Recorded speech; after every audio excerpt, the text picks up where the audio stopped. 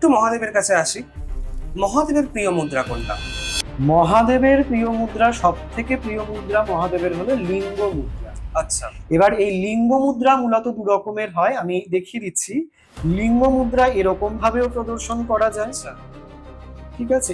লিঙ্গ মুদ্রা এরকম ভাবেও প্রদর্শন করা যায়। আচ্ছা, লেফট হ্যান্ডটাই কি থাম লেফট হ্যাঁ হ্যান্ডে? হ্যাঁ হ্যাঁ, ঠিক আচ্ছা আছে। এটি হলো লিঙ্গ মুদ্রা, এটি বক্ষস্থলে এভাবে রাখলে আচ্ছা মহাদেবের প্রীতিবিধান বা মহাদেব প্রসন্ন হন। এছাড়াও যেটা রয়েছে সেটি হলো ত্রিশূল মুদ্রা।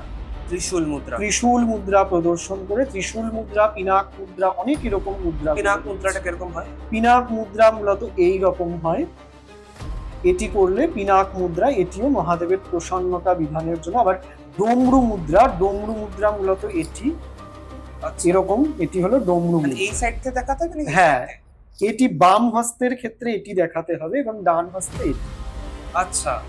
এরকম করলে এটি ডমরু মুদ্রা হলে এটিও মহাদেবকে প্রসন্ন করে।